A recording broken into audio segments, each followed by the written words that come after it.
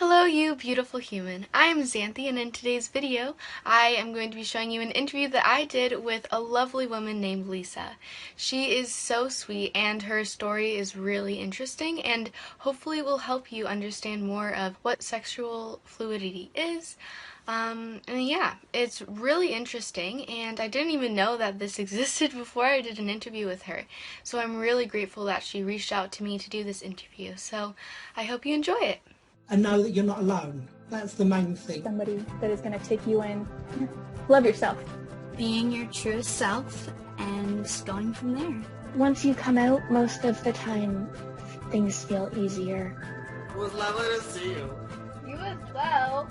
It's really not good. It was a very big mistake. Oh no.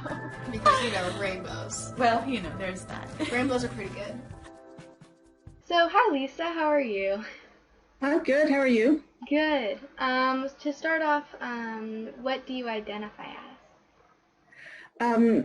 Well, I describe my sexuality as fluid. I don't really identify as my sexual orientation, though. Okay. I consider that to be it's part of me, but it's not the whole part, Yeah, exactly.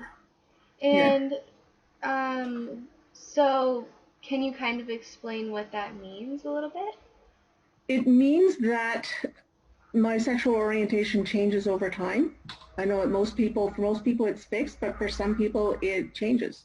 I was completely heterosexual until I was over 40, actually. Oh, really? Wow. Yeah. Cool. And so, what is your profession, just so we can get to know you a bit more? I'm self-employed. I run actually a branch of a school that offers distance education program in holistic nutrition. Oh, cool. That's really awesome. And so you said that you were heterosexual until you were 40. So is that kind of when you felt a little bit different than your surrounding peers, or was it when you were younger? I always felt different, but it wasn't because of my sexual orientation. Oh, okay. Yeah. I was more than 40, probably like 43, 44-ish around there when things changed. Okay. And what did that kind of feel like? Like what was your process of thinking? Well, it was a gradual kind of thing. I had a friend who was on Facebook a lot questioning issues of gender identity and sexual orientation, and she posted something, and I forget what the actual post was. It was something to do with how important is it for the people you are attracted to be either male or female? Is that important? And someone said that yes, it was very important. And her response was, so anatomy matters to you? And it bothered me that she said that. I thought she was being deliberately confrontational. But because it bothered me, I thought about it for a long time. And then at one point I thought, well, that's kind of silly. Why should it matter? Yeah. And why should anatomy matter? And I had to, at some point, I started asking myself, well, I've never been in love with a woman. Does that mean I couldn't be? And I had to conclude that, well, no, because we don't really know how we're going to react until we're in the situation. So I just thought, well, I guess I have to say it's possible. And, more time went on, and it must have already been changing at that time for me to have that kind of epiphany then. But yeah, I'd say when I really knew the change happened would have been Ashley Graham's Sports Illustrated cover. Oh, wow. Really? That's when I knew for sure. Mm-hmm. Well, that's really cool. Yeah, and so who was the first person you told about your epiphany? Well, it was a discussion on Facebook actually, and I can't even remember because there were a few, and it was just as it came up in conversation. I never really had a coming out, not on purpose anyway. At some point I made, for National Coming Out Day one year, I did make a big post about it, and at that point everyone knew then. And I was kind of surprised at how many people were surprised by it because I'd been discussing it on Facebook for a year. Yeah.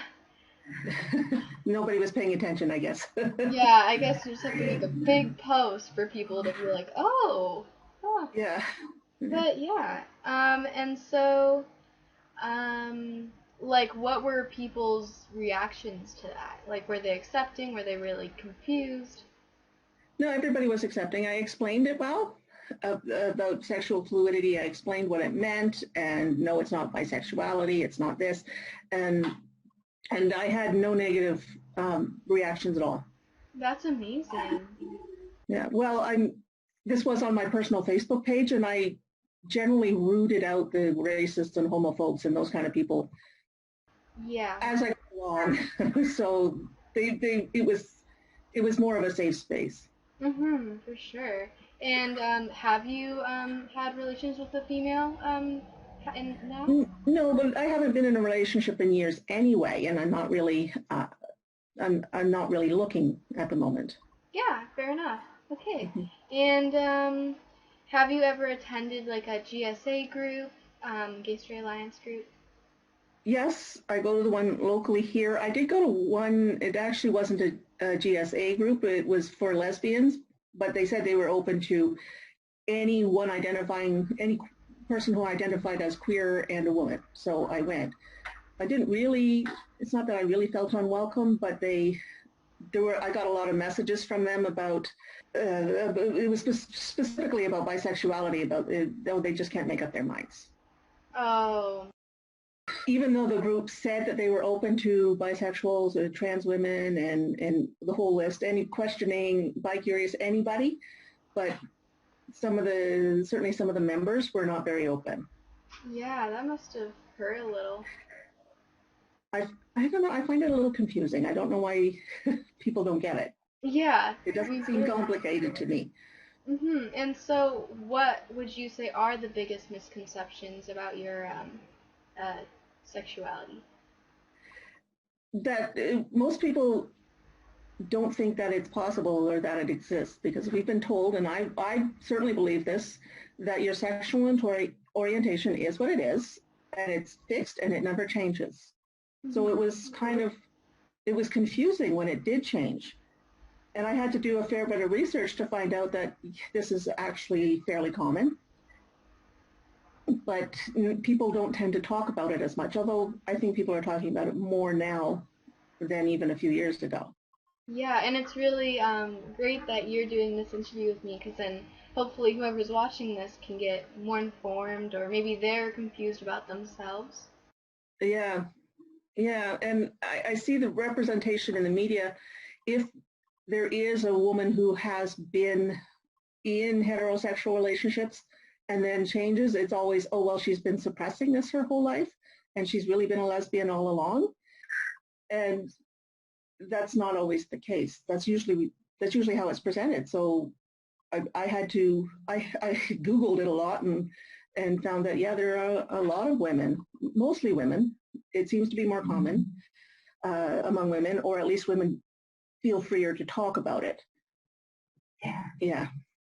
There's even been a study done, probably more than one by now, but there was a book written called Sexual Fluidity. By the author's name is Lisa Diamond. I recommend it to anybody who's curious about this, because she follows the same subjects for 10 years and asks them questions about their sexuality all along. And so you can really see how it changes over time. Some of them don't change, and some change a little, and some change a lot. And so over a 10 years time span, you really get to see how this happens. And it turns out I know someone who was in the study. Wow, that's amazing. Yeah, I don't know who she is because she used pseudonyms in the book, but she tells me the study's still ongoing. So we might get more. Everyone in the study was recruited from a college women's sexuality class. So everyone was very young when they started. So even after 10 years, nobody was even 35 yet. Oh, wow. Yeah, so it's really young, and I was hoping to see what happens during the menopausal years, if that plays a part, because of the hormone fluctuations or whatever. But the study is ongoing, so we might get a book in a few years. Yeah, that's so cool. And thank you for saying that. That book will definitely help someone who's watching this. That's really cool. Mhm. And you said it was Lisa Diamond? Yes. Lisa Diamond. All right. Mhm. And is your current job accepting of you? Do they know? Well, I'm the boss, Oh, so well, yes. it doesn't matter what they think. But my employees are all my friends on Facebook, and I know some of them reacted to that post I made, so they know, but no one's ever mentioned it, or no one's ever, done it. What are they going to do, right? Yeah, I know. But I mean, several of them have been my friends for many years, even before I hired them. Oh, that's And cool. one of them I knew him since he was 2, almost since he was born. So um, they're fine with it. I have to say, I'm pretty sure no one was really shocked. Mhm. Yeah. Some people sometimes just like know, or they just. It's weird how some people just know and you don't even know maybe. I don't know. Yeah. Well, I think I mean, I've been single for a long time, so I think there's that suspicion whenever, particularly a woman is single for a long time, that's why, that she'd really rather be with women, although if that's what I wanted, I'd have done it. Yeah, exactly. And what would you say is like the most difficult part about being in the community for you personally? um, I'm always not quite sure whether I should be there, because I know all these people who've been there a long time have all these experiences that I haven't had. I've never had any direct experience with homophobia at all. The closest I came was when I walked in the Santa Claus parade last year, and there was a whole group that was smiling and laughing and waving at everyone in the parade, and then turned their heads and pretended they didn't see us. Yeah, because we were in the GSA was in the parade. Yeah. Yeah, that was the worst case of homophobia that's ever been directed at me, Well, that's and actually amazing. the only one. Um, and it's partly because I haven't been in the community, and it's partly because it's not obvious by looking at me. Yeah, And me I've, neither. and I've had relationships with men. I mean, I have a daughter from a relationship, so people make assumptions based on that as well. Okay. Yeah. And what would you say is the easiest or best part about being in the community for you? Well, I've met a lot of really cool people. There's I think part about being in the queer community is that most people stop thinking and stop caring about what other people think, because you kind of have to. In order to come out and live as yourself in a community that's often misrepresented and misunderstood, you have to just you just have to not care anymore. And people who don't care what other people think are weird and wonderful in other ways as well. Absolutely. Yeah. Yeah. And if someone came up to you and they're kind of struggling with their sexuality, what would your advice be to them? Um, if you're thinking of coming out, do it on your terms. Don't let anyone take it away from you.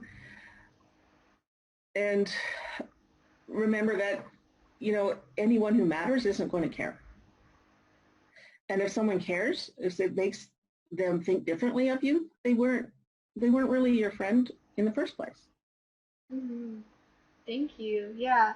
Uh, um, I really hope whoever's watching this got feels more comfortable with themselves, or at least this video helped. And these are like those are my questions for you that I have. But Okay. if you would like to say anything else to the viewer, you are free to. Just be who you are. That's it. Thank you so much. Yeah, I thank you so much for being in this interview with me and actually reaching out to me to do this, because it's amazing to have like a bunch of variety of people to do these Mhm. interviews with. So thank you so much. Well, thank you for having me. Of course. Yeah, have a lovely rest of your day, and yeah, thank you. Okay. Thank you. Bye. Bye. Thank you so much for watching. I hope you enjoyed this video. If you did, leave a like for Lisa and comment down below what your favorite part of this was, or if you learned anything new from this video. And if you want to watch more LGBTQ related videos, subscribe to this channel and hit the little notification bell so then you can get notified every time I post a new video. I post every Saturday at 12 p.m. Eastern Standard Time. I hope you have a lovely day, and here is another video for you to watch in the meantime.